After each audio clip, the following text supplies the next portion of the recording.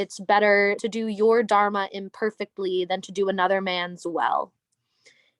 So why should people be out here pretending to be something different, trying to fit into a mold, when that's not who they were born to be and the life that they were meant to create? People need to do more introspective work. People need to do more self-work. People need to realize their biases, conscious or unconscious. People need to realize their traumas. People need to realize their privilege. People need to do the work within themselves so they can understand how to interact with the world and the people around them better and more compassionately. And there's no avoiding the fact that at the root of yoga, at the root of all the fancy poses that you want to do and be in your Lululemon leggings, if you are not kind, if you do not support all different walks of life, all rights for everyone, then you are not practicing yoga and you are not living a yogic life.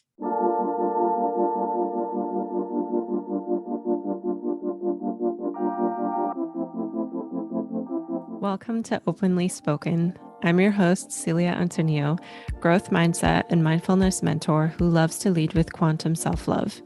In this podcast, you'll get to hear real and unfiltered stories covering topics around spirituality, womanhood, healing, love, relationships, and more. This podcast is for spiritual, ambitious women who want to live a life that they are in love with and who are looking for a more aligned way to do things, because the world loves to tell us women what we, quote, should be.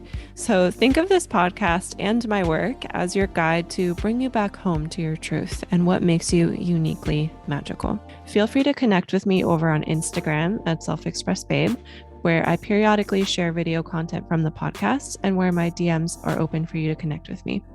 I'm so grateful that you chose to listen in today, and I invite you now to set an intention, sit back, relax, and receive the transmission coming to you through Openly Spoken. Thank you for being here. Now let's dive in.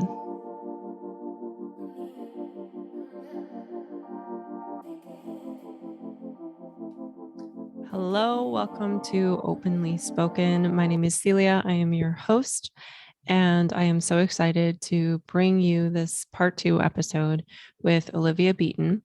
If you didn't watch the first episode that came out yesterday, I highly recommend going in there so you can hear Olivia's coming out story. And we talked a little bit about like yoga philosophy and basically just being a good human being and how that means accepting everyone, no matter their sexual orientation, no matter their gender expression. And in this episode, we get deeper into like politics around, we talk about the Don't Say Gay bill. We just dive deep into a lot of things that are very edgy for me, which I am so grateful to have Olivia on to bring these conversations through, because she is very well educated in her opinions and I love her thoughts. And this is going to be another episode is going to be born out of this. You'll see towards the end, we're like, oh, we found a topic that we're going to talk about next time. So you will see Olivia again in the future. Olivia is a gay yoga teacher, a writer, and a photographer living in New York. And in all of her work, storytelling is what's at the forefront. And what she does through the storytelling, she strives to create connection through shared experiences. And you can find her links in the show notes to find her on Instagram, both her personal account and an account that she's working on called Namaste Gay Yoga. And yeah, let's just dive into this episode. And if anything triggers you, great. If anything brings up something that you want to have a deeper discussion about, awesome. Reach out to me on Instagram. Feel free to keep the conversation going. You can also reach out to Olivia as well. Her link is in the show notes. And I thank you for pushing play, and let's dive in.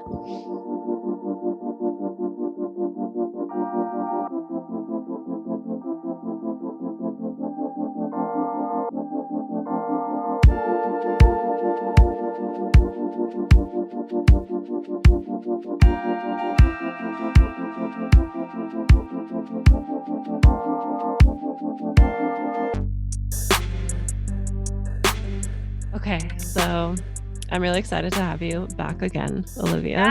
Yes, I'm so Spent 2 days in a row with you.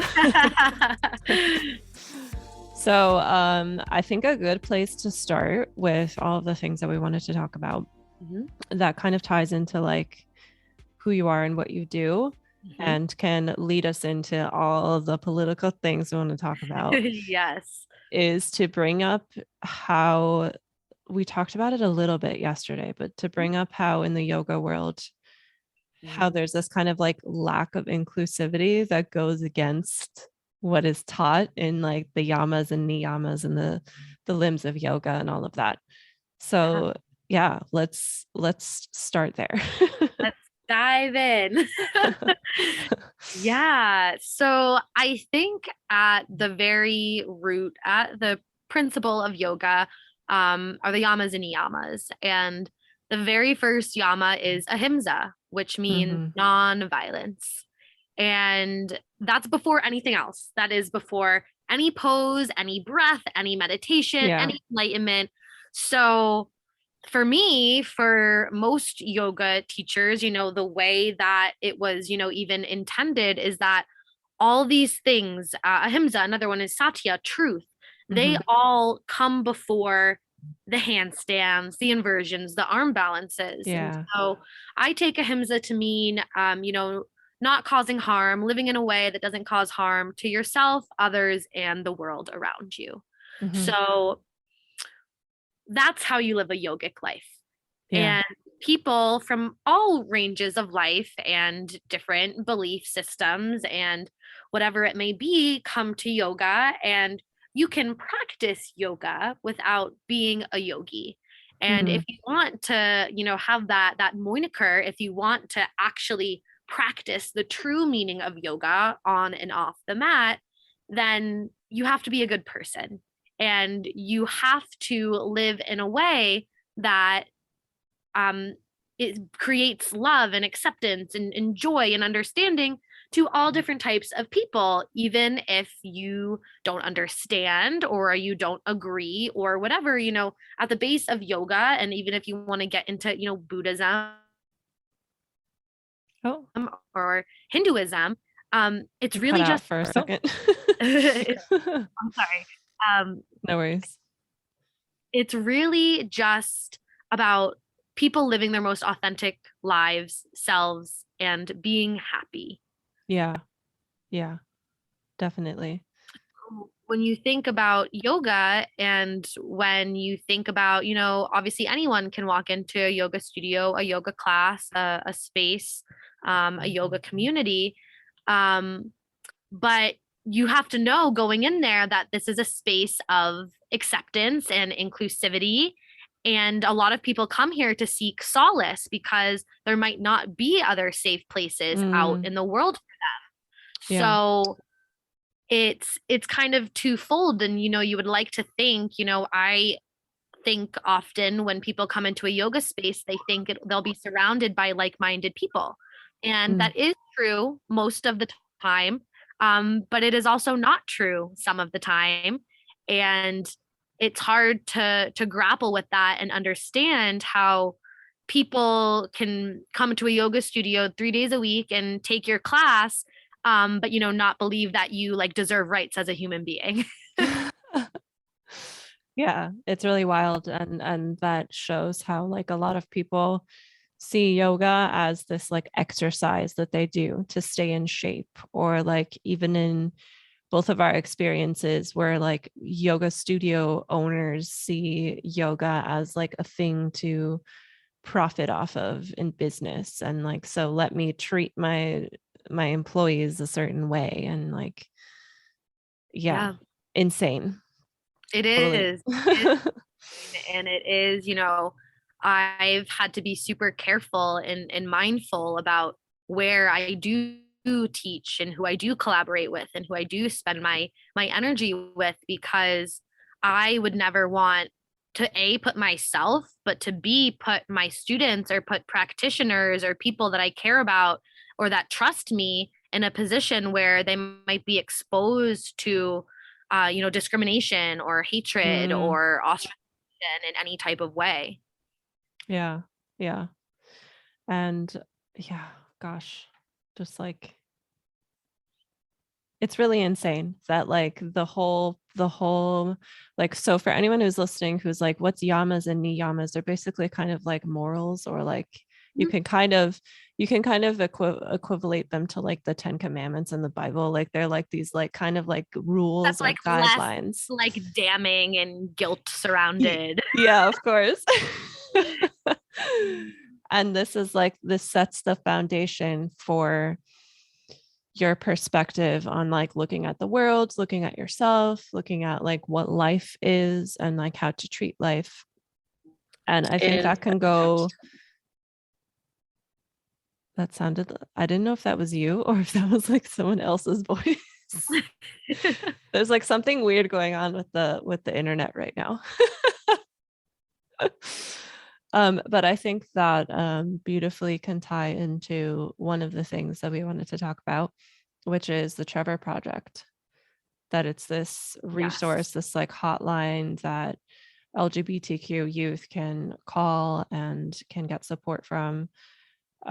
What would you like Mhm. to share about that? Yeah. So what we see a lot during Pride Month is something called pride washing. Mm, And it's essentially when all these big corporations, organizations, brands, like throw a rainbow flag on their logo and yeah. sell like a pride t-shirt and think that they're an ally. But then, the rest of the year, they actually do nothing to benefit LGBTQ plus people. Mm-hmm. Um, so the Trevor Project is a really great organization that if anyone's like ever looking to like actually looking for a place to donate and support LGBTQ youth or funding or education, that is an organization where like 100% of what is donated like gets used to help struggling LGBTQ plus youth. So it's my personal favorite organization because I just think it's so important. And I didn't know about it when I was younger and struggling, and it can often be hard, even if you have supportive people in your life, like even people in my life that I knew that were queer, I was still afraid to come out to or to talk about, Mm, just because it can feel scary to say to someone you know or love or face to face. And the Trevor Project is a really great opportunity. They have online chats, they have phone calls. And it's just a place where even if you're not struggling, mentally, even if you just want to talk about, you have questions about being queer or about like queer relationships or sex or suggestions on how to make queer friends, the people that work there and the counselors are queer themselves and trained to kind of help facilitate whatever it is that the caller is looking for. And I think that it's important, and I think that their website, their Instagram is always sharing resources and always announcing, different days like National Pronouns Day or like Lesbian Visibility Day. mm-hmm. And it's just important for people, even if you're not queer, like give them a follow, like be Mm-hmm. aware, educate yourself. Because the more educated that we are and the more our heteronormative society engages with queer content, like that's the work. And there is no excuse for being ignorant to it. If Yeah. you are a straight cisgendered person, it's part of your responsibility to understand queer culture a little bit. Yeah. Especially because like being from that part of society where if you're straight cisgendered, like you kind of naturally are born with more privilege of like people will listen to what you have to say. Hmm. So that's why Yes. it's so important for us all to be allies, because we have like, just from the bodies we're born into, like some of us have more privilege than others, so use that privilege for something good. So I'm going to link the Trevor Project in the show notes for anyone listening. I'll also put their Instagram. Their Instagram has fun posts. I like all their drawings. They're really cute. Yeah, they do have really cute posts and drawings, and it makes it accessible. I think Yeah. sometimes, um, and I struggle with this as a yoga teacher and as a queer person, sometimes, not to say like I'm this really smart person or whatever, but when you're in the community or when you're so passionate about it, sometimes the way that I might talk about yoga or I might talk about queerness is at the level that I understand it, which is immensely and highly, because I am a part of it. I've experienced it. I've lived it. But the Trevor Project does a really great job of making things digestible and beginner friendly, and for people that might not have as much of knowledge or background. So that's what I really like about it too, that it's not like they're yelling at people, they're not calling people homophobic. It's very calm, it's a very safe place. It's education, and it's educational and it's supportive. And whether you are a straight cis person looking to learn more or looking for an organization to support, or you're a queer person or queer youth struggling with something, or just looking for an ear to listen, they do really amazing work. Yeah. It's good it's so good that we have those resources now, because I don't know if anything like that existed when you were going through your own journey in college. Like, it's all kind of recent and new that all of these resources are out there. So that's amazing. And speaking of education, Yeah, you probably know what I'm going to bring up. Yes, So I'm it's ready. technically called the Parental Rights Act in Education or something. Parental I Rights bet in it is. Education Act, Yeah. or like Florida House Bill For everyone listening on the 1557. podcast, that can't see my face, my eyes are rolling into the back of my head. So it's also known as the Don't Say Gay Bill. And what's interesting about like what the piece we brought up about education, this like cuts off education in a way of like, if children, like, I know that it's saying this thing of like the teachers aren't allowed to talk about their partners if they're gay or something like that, and it's only for like kindergarten to third grade, which I find very interesting, because as someone who's the oldest of four, I remember my little brother when he was 6, which is like first grade, so that's within that layer. That's the time where they ask so many questions. And if we have these laws where we're like not allowed to talk about certain things, like how does that create safety amongst kids who are just curious, where you then take because it's very traumatizing for children if they're curious about something and that's met with like this, like, oh, it's bad to be this, because then they learn to like hold back their expression on like other topics too. Right. So I think what it first boils down to is it's just so it's not funny, but it's funny, for lack of a better word, how the conservatives that are trying to put this law into effect are just so hypocritical, because they're the ones that they hate censorship. They hate censorship. They value their freedom of speech, their freedom of religion, their freedom of guns, or whatever the hell else that they care about. But they only care about censorship when they don't want their kids to be gay. They only care about censorship when it's not, it doesn't cater to their straight heteronormative society that they want to form. And so the Don't Say Gay bill, a word that conservatives are associating with it, which is just so disgusting beyond what I can even put into words. They think that educating about queer relationships, queer people, is grooming, which is what the word you use to describe a child predator. Yeah. Oh my gosh. They're saying that, LGBTQ plus people are grooming children. And that is so upsetting and disgusting for so many reasons, because whether they agree with it or believe in it or not, you're born queer, you're born how you are. And you can't force someone to be gay any more than you can to force them to be straight. And these children, whether or not they'll end up as they grow up being gay or straight or anything in between, by some kids already know at that age. Some kids are already starting to realize that they don't identify with the gender they were born as, or they don't want to express themselves in certain clothes, or they're already start, they see a same-sex couple relationship, and it resonates something within them. And it's just so upsetting in a place like school that's supposed to be safe, that's supposed to educate you, that states like Florida are trying to squash that and take it away. And like you said, it creates the narrative that there's something bad, wrong, evil, inappropriate about the topic. Yeah. And the conservatives, here's the thing: queer education, information isn't talking about gay sex, right? Like, we're not going to these kids and being like, this is how gay people have sex, because you don't do that about straight people either, right? I mean, I guess you do point down the line in sex education, which is a different topic, but it's like, kids watch Disney movies where princes and princesses are kissing. Yeah, And that's true. they see that maybe their parents are heterosexual and they see mommy and daddy kiss, or they see a picture of their teacher's husband on her desk.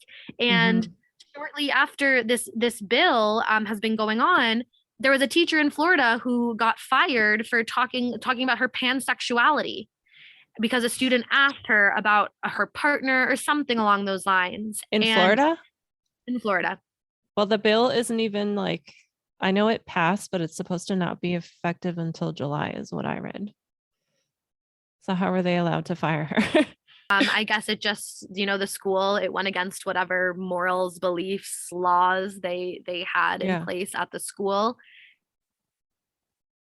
It's just so upsetting. I babysit and nanny, and I work with kids a lot. And a month or so ago, I was babysitting for a new family, and the daughter was about maybe 6 and the son was like 10.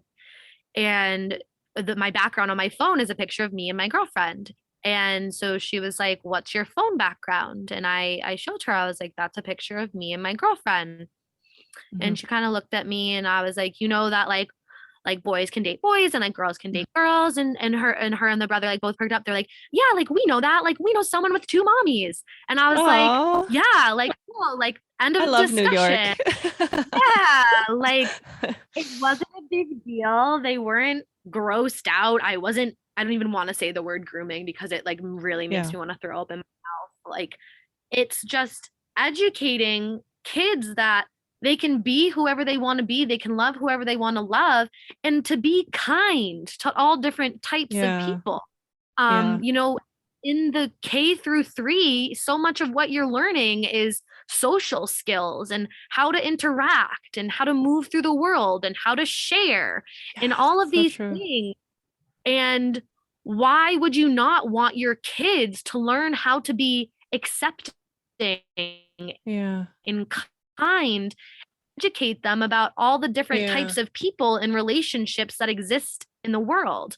And the answer is because you're homophobic. If you do not want that, if you think that it is inappropriate, that is homophobia, cut and dry, period, end of sentence. That's so true. And what's interesting too is like with this force of like, don't talk about this and this is bad. What they're trying to prevent isn't actually like something that they can prevent. Because like you said, like kids are born the way that they are. And also like from a perspective of someone, like when I was a kid, anything that I wasn't allowed to do, I wanted to do that thing. So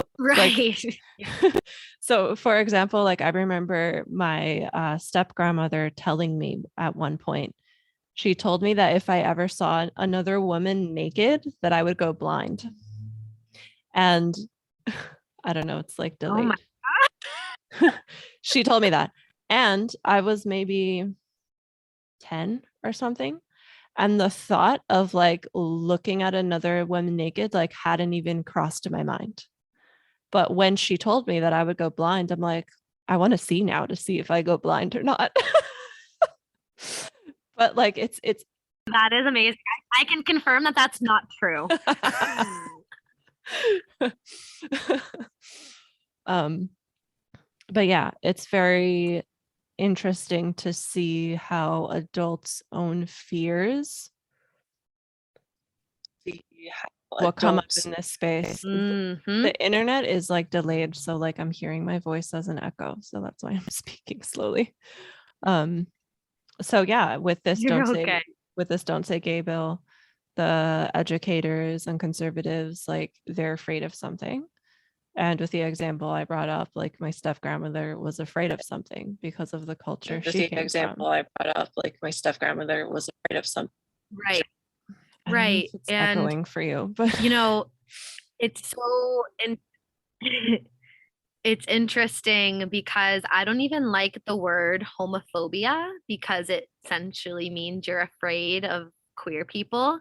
Mhm. And it's like, what is there?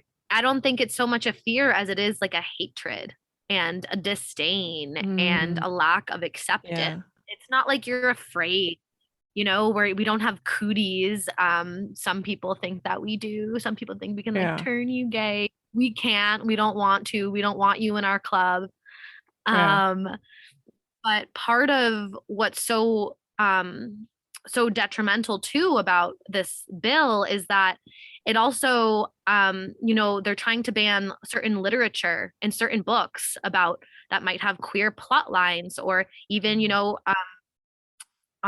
stuff along those lines. And there's like a list of books have been banned since hundreds of years. And now they're trying to ban books that have like queer content.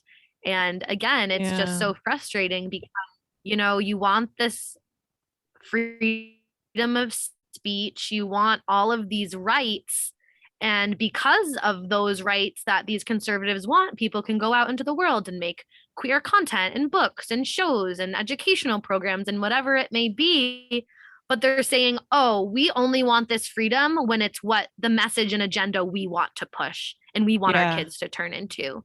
And it's like a kid should be able to walk into a library at school and maybe they're struggling with their sexuality. Maybe there's a book called I Am Jazz, and it's about like a trans kid.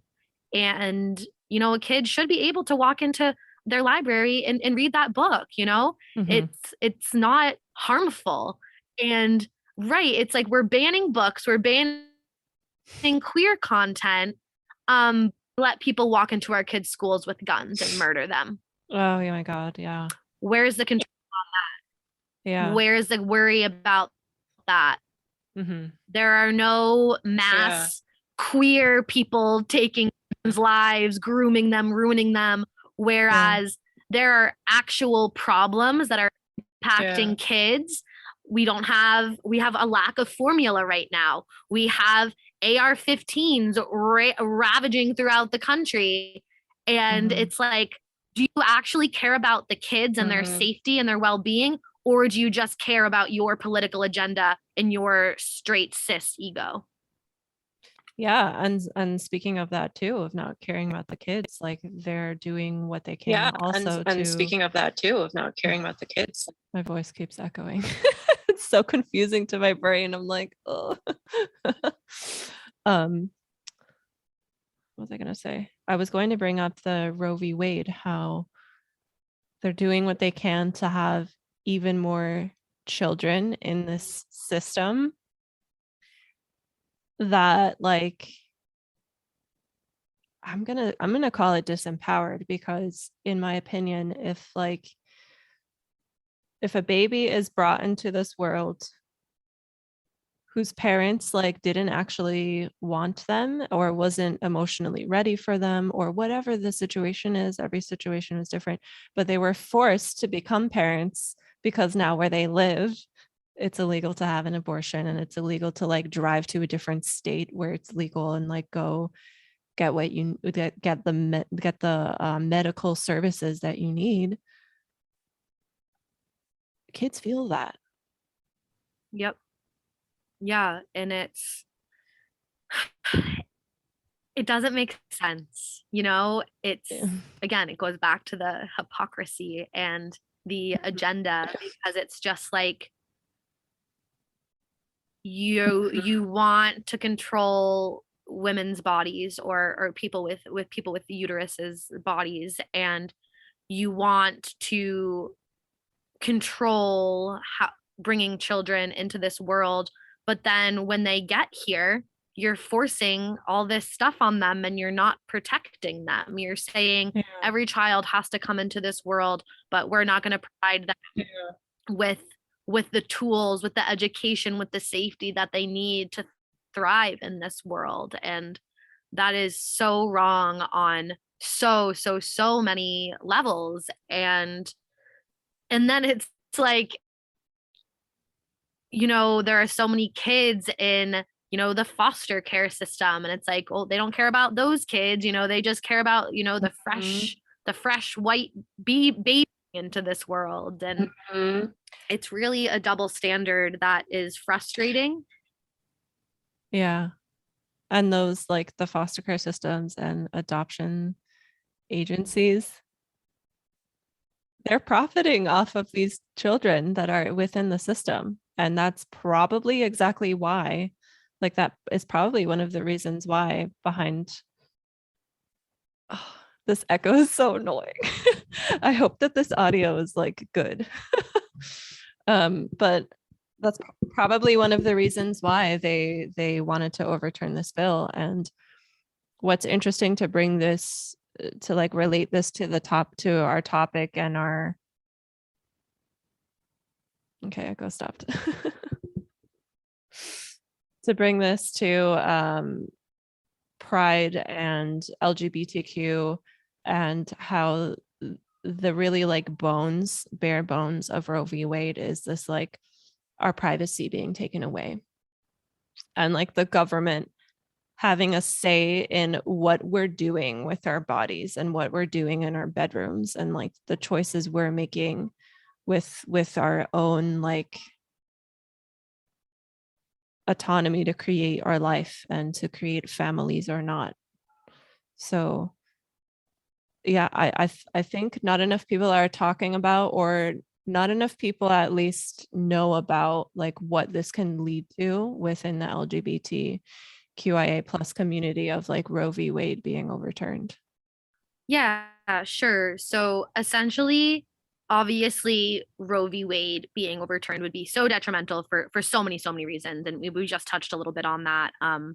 But another reason that it's so scary is because, so essentially in the Constitution, which, like, so many thoughts about the Constitution, why are we still listening to every line that was written hundreds of years ago by old white men, that like drove horse and buggies and like had no idea that our society would evolve the way that it has.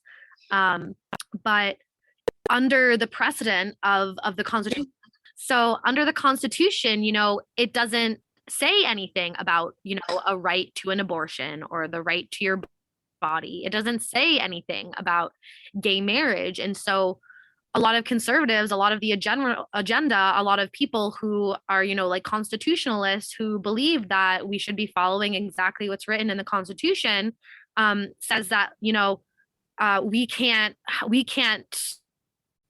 make this legal. We can't allow this because it goes against the Constitution. It isn't in the Constitution. And that's just crazy to me. It's crazy to me because if Roe v. Wade gets overturned, gay marriage is right next, because they're essentially the same thing. They are both two things that, like you said, are into our private lives, our private, our bedrooms, our bodies, our whatever. And because it's not in the fine lines of the Constitution, that leaves it subjected to, unfortunately, being questioned. Yeah. And that's extremely dangerous. You know, it's extremely dangerous for so many reasons. Because it's, you know, even I gave you an example yesterday. It's like I was watching an old episode of TV from the early 2000s, before gay marriage was legalized. I don't know what state that they were in, but you know, a woman was moved to tears because she was like, if my partner, you know, gets injured or goes to the hospital or something happens, like, because I'm not legally bound to her, like I have no rights. I'm not her next of kin. I can't be her emergency, whatever it is. And that is just so dehumanizing on Yeah. so many levels, to be told by the country that you live in that the way that you love your relationship doesn't exist, isn't valid, doesn't matter. Mhm. And I mean, it's flabbergasting to me. It's just flabbergasting that we have come so far and we legalized gay marriage and we have Roe v. Wade, but that there are people in this world who think that both of those things are so bad, so detrimental, so wrong, that they want to undo them. That's what's Yeah. scary. The fact that we can take so many steps backwards. Yeah, that is scary. And what's crazy too is like on the other side of the spectrum, it gives. I'm going to take my headphones off so I don't hear my echo. I think that'll be the solution. Okay. So on the other side of the spectrum, like the more liberal side, I feel like that what's interesting is that gives freedom for like everyone to live life how they want. For example, something that I always like to think about is like being pro-choice. Pro-life fits under that because you get to make your own choice. But if on the other side, the side of like being pro-life, like your decision is made for you. And the same thing with like everything we've been talking about. Like if you're going to take away the rights of teachers to answer kids' questions if it's on a certain topic, like you're taking away the child's own expression and voice based on of the like that interaction that they're having with their instructor of like, you can't ask me about why this prince married that prince. Like I saw there was a children's book that I read once when I worked in a daycare where a prince like falls in love with another prince. I thought it was so cute. So like if a child like has that at home and like asks their teacher about it and they're going to get reprimanded like that, it's just wild. It like creates this unnecessary trauma. And this is going down a whole rabbit hole, but I feel like that's all intentional because the more traumatized we are, the more things we're going to want to buy to fill this void in our souls, and the better we are at keeping this like train of capitalism and consumerism going. Right, right. And it's just, so interesting that Republicans, conservatives are the first people that want the government out of everything. They think that, liberals are trying to be socialists and communists and trying to be so involved and so hands-on, but then they're the ones putting their hands around people's necks. They're the ones controlling people's bodies. Yeah, they're so the true. ones saying who you can and can't marry. So they only want hands off their guns, their freedoms, their heteronormative society, their ideal world. And I think that's what's frustrating to me as a queer person, and probably a lot of queer people and people of color, and or any group that is marginalized. It's just like, it's the hypocrisy, and it's the fact that they don't practice what they preach. They just use their power to continue to oppress groups of people, and it's not fair, it's not right, it's not human. And if you want to talk about the Constitution, the right to life, liberty, and the pursuit of happiness. The pursuit of happiness involves having bodily autonomy. Yeah. It involves loving who you want to love. Whatever happens in your bedroom stays in your bedroom. It involves so many other things. It involves education. It involves exploration, like the pursuit of happiness. If that's what we care about, if we care about the Constitution, then why are we trying to put laws into effect and control people so that they're not happy? Doesn't make sense. Yeah, it doesn't make sense. And they'll use like wording like my body, my choice when it comes to like with the pandemic, like wearing a mask or getting a vaccine or something. But then when it comes to abortion, like we say my body, my choice, and they're like, no, we make the decision for you. Like it definitely is the hypocrisy. Hold on, let me get my video back. Okay, here we are. We're back. We are back. So I think I gave you yesterday, we talked a little bit about, I just saw this amazing post on Instagram yesterday, and it was a gay male student in Florida, and he was giving some type of graduation speech The from curly high hair, school. right? Yeah, so he essentially, his administration told him that if he talked about being gay, he would, they would cut the microphone. They would not listen to him talk. They would stop his speech. And so instead of talking about being gay, being queer, he used like curly hair. And so he said, you know, I have curly hair, and you know, I met other curly haired people here, and I had curly haired teachers that supported me and made me feel not alone. And it can be hard to have curly hair in Florida's humid environment. And it was really powerful. And that's why this matters. That's why when people are like, oh, well, that won't pass, or don't worry about it, or if it does, it's not a big deal. It is a big deal. Yeah. The Don't Say Gay bill is a big deal. Roe v. Wade is a big deal. The potential of gay marriage being reversed is a big deal. These are big deals. These are life or death for some people. You know, like queer kids don't see themselves represented in school. They can't talk about themselves, their family. I mean, that means if a kid goes to school and has queer parents, they can't talk about their moms, their dads. Like, that is just so heartbreaking. Yeah. And when you don't see yourself represented, it goes back to the Trevor Project. It leads to higher depression, mental health issues, suicide rates.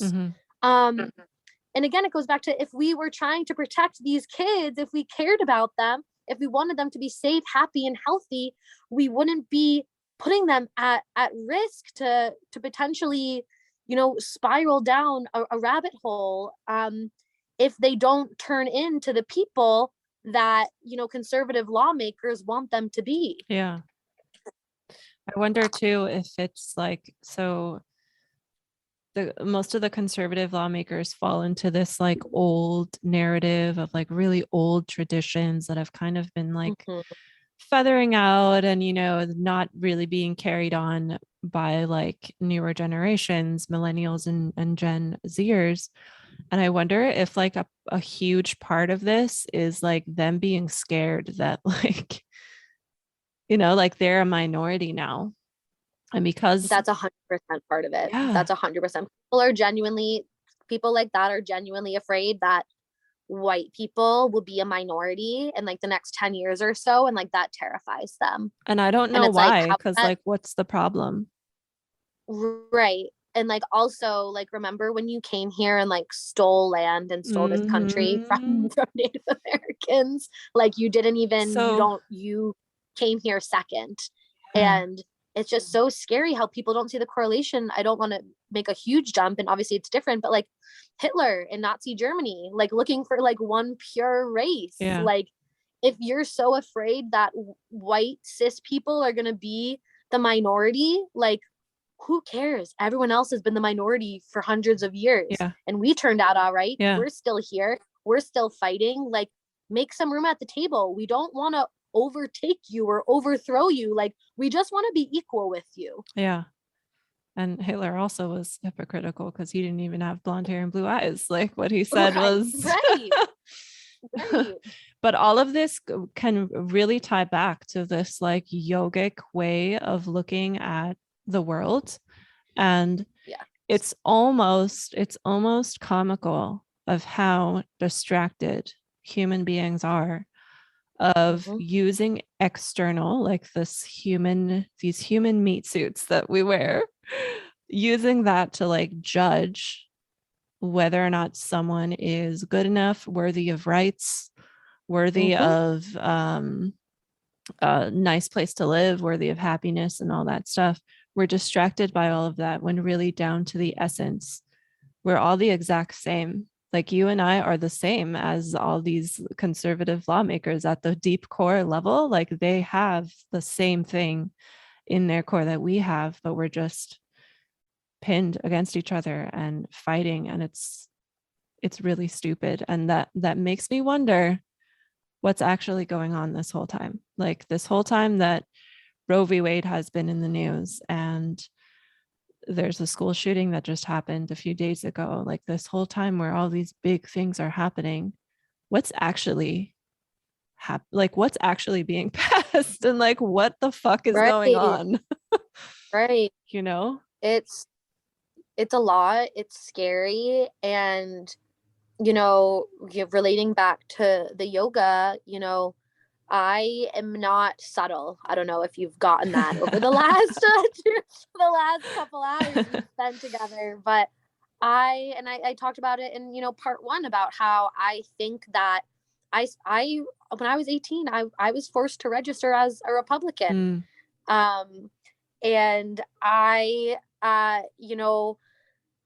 I was made to be and feel a certain way, and now I think I owe it to myself to speak up, to be loud. And I post on my social media, I share links, I repost posts, I do all this stuff, and I've been challenged or told or asked as a yoga teacher, I should be more palatable. You said this in your stories once, I remember.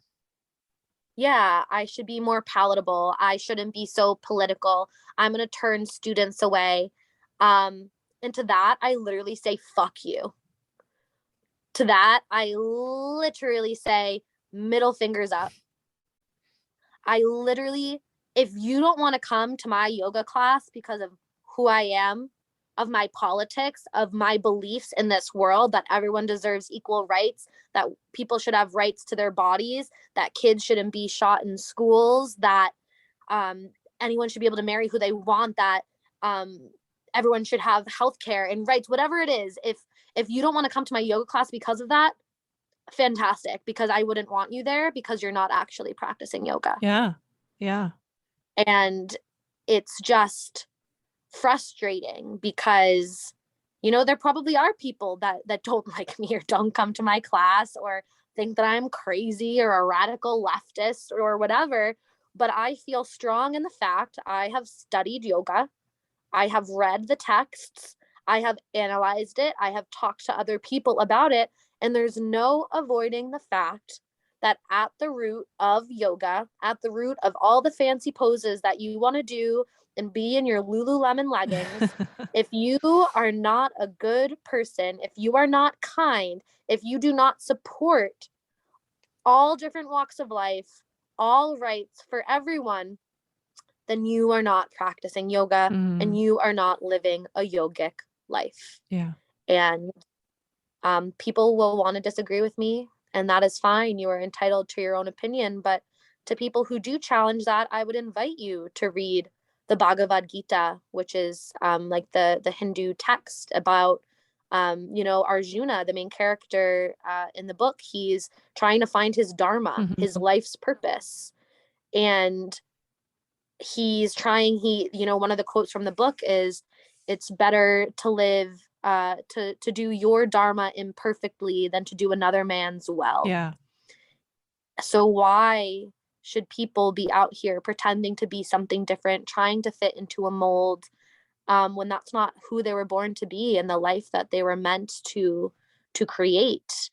And I would invite people to look again at the yamas and niyamas and the roots of yoga and read the yoga. I mean, the Yoga Sutras is a bit dense, but read a yoga book, read a philosophy book, read something, do research, and not the kind of research where you think you know more than the CDC or scientists or immune specialists.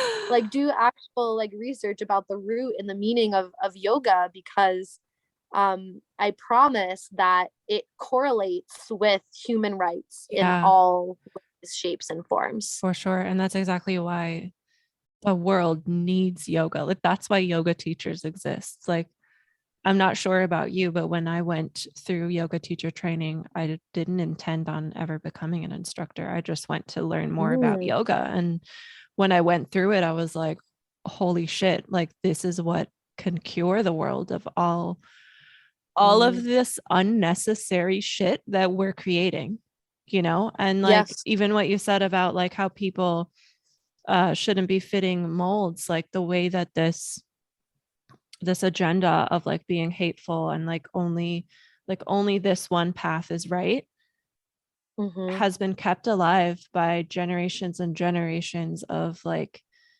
adults fearing their children into following. And even like if you want to take it even deeper to like Christianity, like there's so much fear in Christianity and Catholicism that it's just like I was raised Catholic and I averted out of that as fast as I possibly could. Well, it's just because I don't want to shit on all religions, and I don't pretend to know a lot about religion, but I was raised Catholic, and I do know a decent amount about Buddhism and Hinduism because of yoga, and because I resonate a lot more with Buddhism and Hinduism because their principles are really about being happy and finding happiness and finding enlightenment and being a good person, which I resonate with.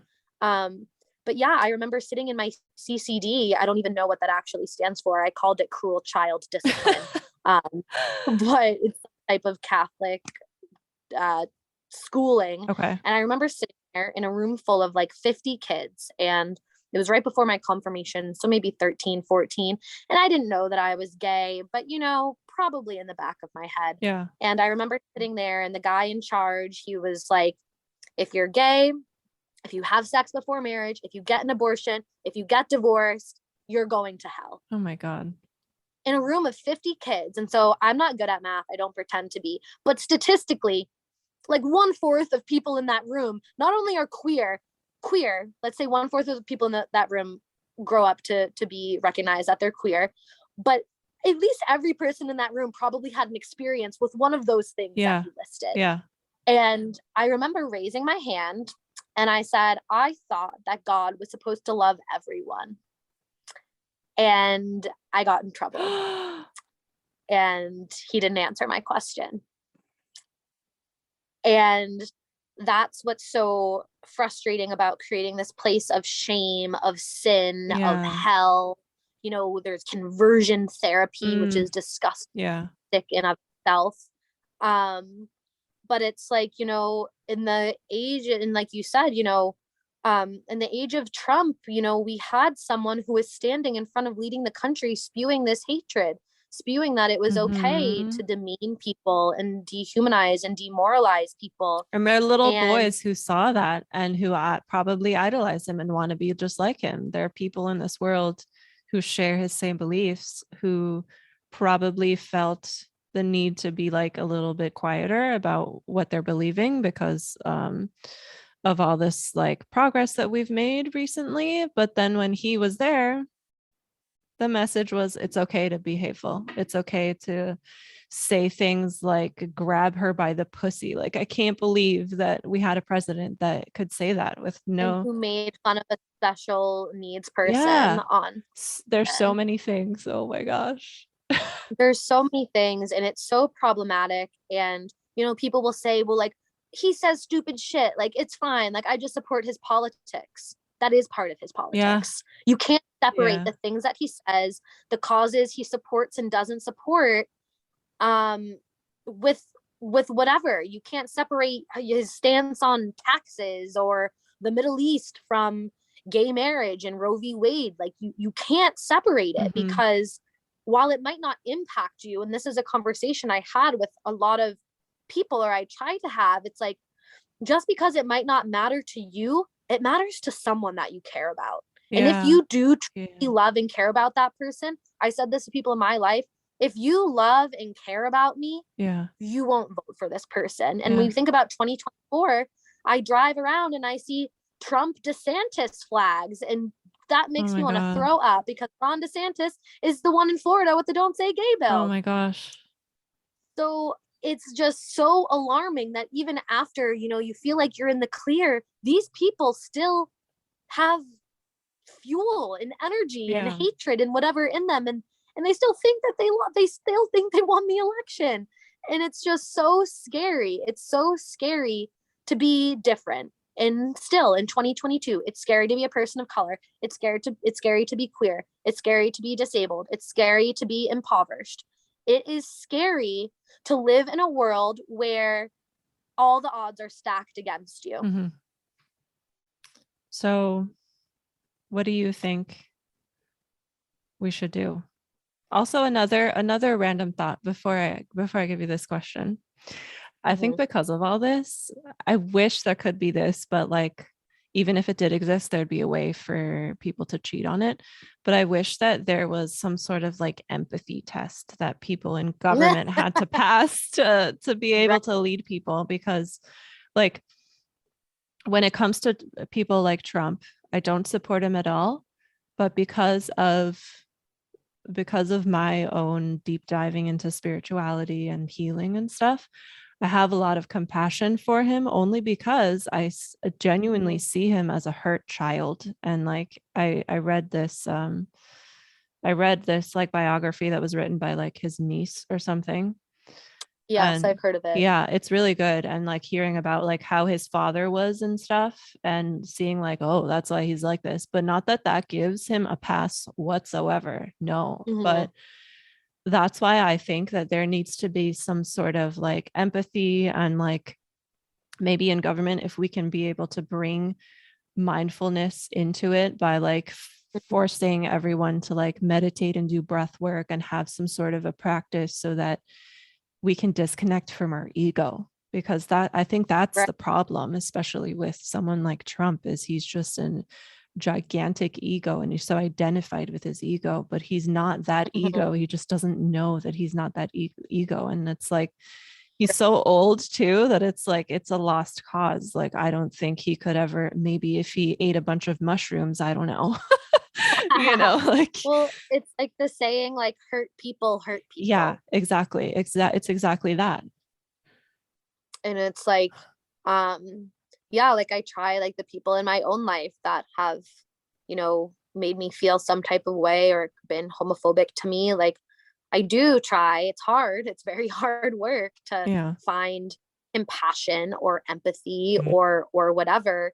But I think that as a society, some people think that yoga is crazy. Some people think it's woo woo and whatever, and everyone's entitled to their opinion, but people need to do more introspective work. People need to do more self-work. People need to realize their biases, conscious or unconscious. Yeah. People need to realize their traumas. Yeah. People need to realize their privilege. People need to do the work within themselves so they can understand how to interact with the world and the people around them better and more compassionately. Yeah. Yeah. And when we can do that, we can be able to be better voters. Like, I have a friend who shared with me her like way of voting, and how she says that she like puts herself in the shoes of like certain bills and like who it can affect, and like she like takes herself out of it. And I'm like, that's awesome. Like, that's how you should do it. Right. It's important. It's because it's not just about you. Yeah. It's not just about you. And I think that, and again, that's at the root of yoga, being kind to everyone, supporting everyone, love, compassion.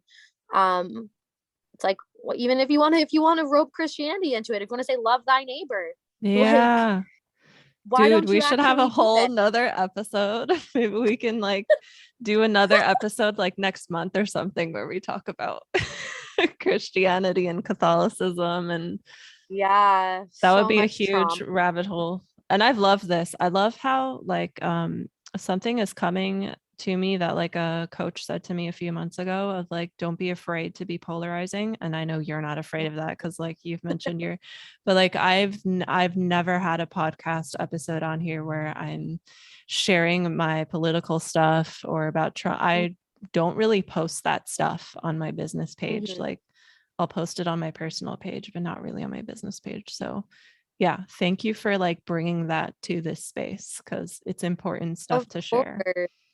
Yeah, I think that it is important. And I think the more we talk about it and the more and listen, to people listening or that might not agree, like I'm not trying to come from a place of anger. I'm not judging you.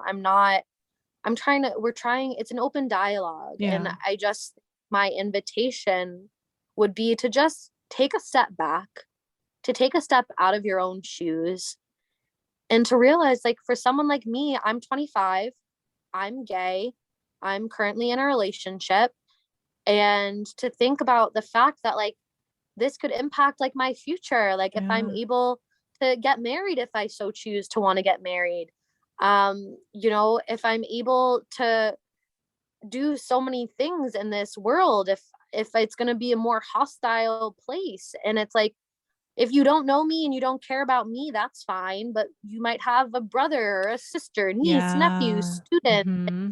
There's just so many people, and think about the people in your life and who they are and how the policies and the people that you support, how does that impact them? and and if you think about that and nothing changes, then okay, to each their own. I can't force anyone to feel any type of way, but I think at least is an important practice to try, that I would challenge people who maybe disagree to think why, and to challenge why do you care so much? Why does it matter to you if queer people marry each other? Yeah. Why does it matter to you if someone has an abortion Yeah. that has nothing to do with you? Why does it matter to you that there's education on LGBTQ plus communities in school? Because I challenge you to find an answer that isn't rooted in sexism, racism, homophobia, Yeah. oppression. I challenge you to find an answer. And if those are one of the answers, why? Did Yeah. you grow up in a Yeah. conservative place? Did you have a homophobic upbringing? Yeah. Did you grow up in a predominantly white community? Mm-hmm. Um, ask yourself why you are the way that you are and what formed your belief system, because it's never too late to challenge it and to undo it and to learn. We are constantly learning and unlearning as human beings. And I had to unlearn so much of the belief system that was forced onto me and step into my own belief system. And it wasn't easy. It was scary. It was challenging. It was overwhelming. It burned some bridges. But now I'm in a place where I know that what I believe is entirely my own standing, Mm-hmm. entirely how I feel and how I believe the world should be. Yeah. And I feel really badly for people that can't form those opinions on their own, who just listen to what their parents, family, society, someone on the news tells them. Yeah. Because if you're going to take a stance, at least know what you're standing for. Yeah, exactly. And sometimes like bringing it back to the fear piece, like I can think of some people in my life who are conservative, who are like family or like friends that like I've known for a long time that feel more like family. And they're still following these like outdated beliefs because their parents are financially supporting them. Oof, It's a huge one. that's a doozy. That is a doozy. Yeah. Yeah. And it's like, at what cost? Yeah. Like, I don't know. Is that money worth sacrificing your morals? Yeah, it's I not. can't answer it for you, but my answer would and is no. Yeah. And someone asked me this question. I got into a lot of arguments during the election with family members because they thought it was really offensive what I was posting about Trump and conservatives and Republicans. And I was like, okay, you're entitled to your feelings about that. But again, I would invite you to imagine how I feel, that if you're offended by what I'm saying about this crusty old Cheeto man. Like how I feel about what he's saying, what he's perpetrating about myself and my community and the people that I care about and the way that I live my life. And the question that was posed to me was, what about your people that voted for him? Meaning the small percentage, I think it's around 12%. You can fact check me. Yeah. But it's a small percentage of LGBTQ people who did vote for Trump, who identify as a Republican, conservative, whatever. And obviously I'm not going to generalize, but I would say that I've met people like that. And, you know, I think it's twofold. I think part of it is they might be too afraid to come up under the foot or the thumb of their upbringing. Yeah.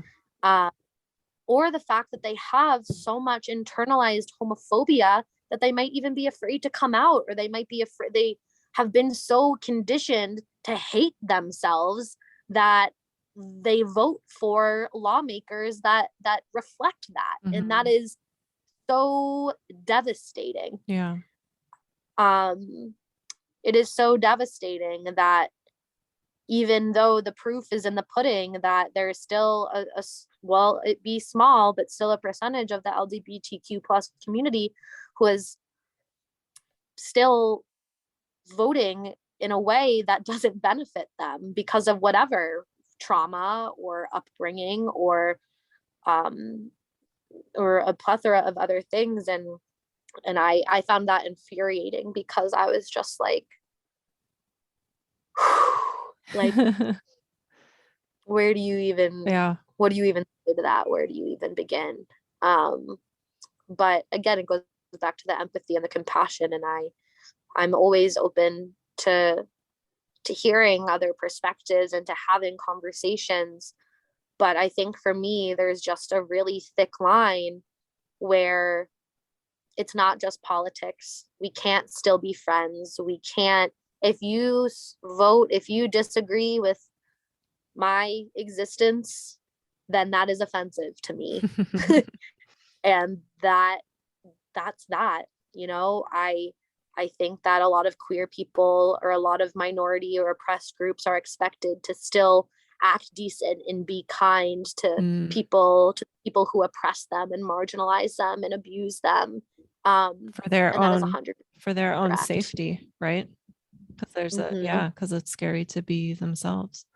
And even like anyone at all who's voting on a more conservative side, like that's not even helping them to have these people lead. Like if you really look at that from a deep level, because these people are perpetuating and allowing these groups of people who don't do the introspective work, don't do the inner work, don't like actually sit there and grow and liberate themselves. Because here are people who are leading the world who aren't doing that themselves. So as we vote for them, like that just cycle continues. It's almost like if you look at the whole history of America, you can kind of relate it to like inherited family trauma of there's these like patterns that have kept on going.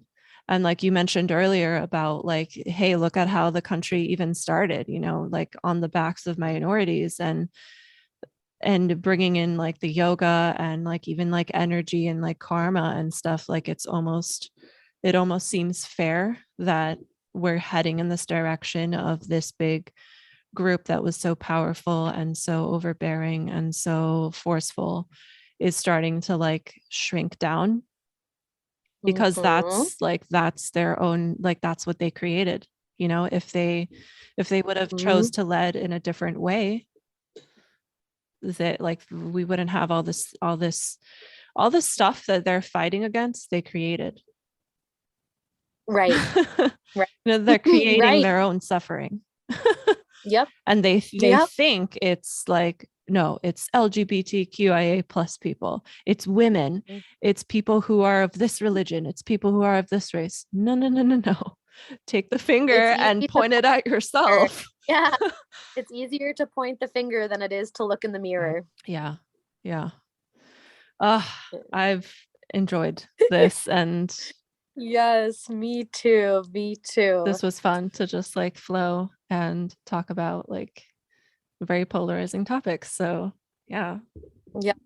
Then I would encourage people, there's petitions going around about the Don't Say Gay bill. There's materials, like seek it out, like educate yourselves about it, like read on it, because it's literally horrible. Yeah.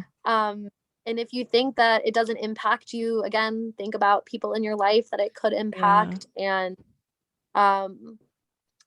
like lead with your heart, and have compassion and empathy for all the different types of people that there are in this world. And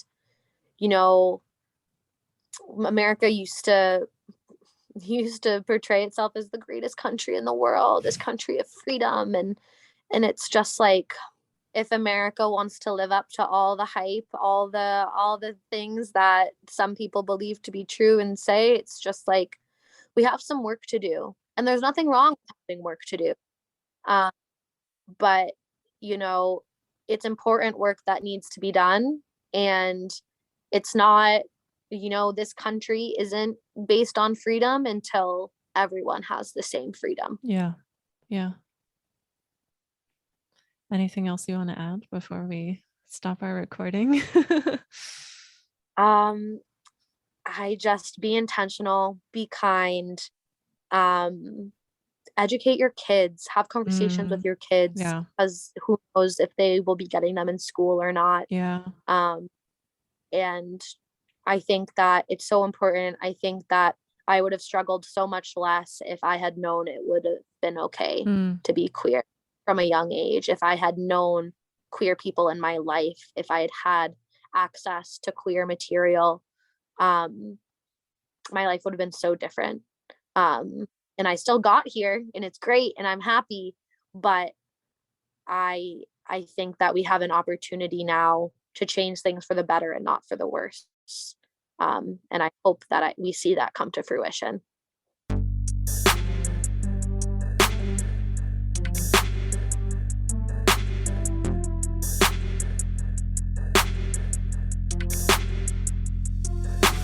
Thank you for tuning in to this episode of Openly Spoken. I know that there's an abundance of content online, so I really appreciate you giving me your ears today. If this episode shifted something for you, please share this with a friend or write us a podcast review if you're listening to this on iTunes so that more people can find this. If anything shifted for you from this episode that you want to have a conversation about, I would love to hear from you. Just send me a DM over on Instagram at selfexpressbabe, and that is in the show notes. Thanks again for tuning in, and I'll see you next time.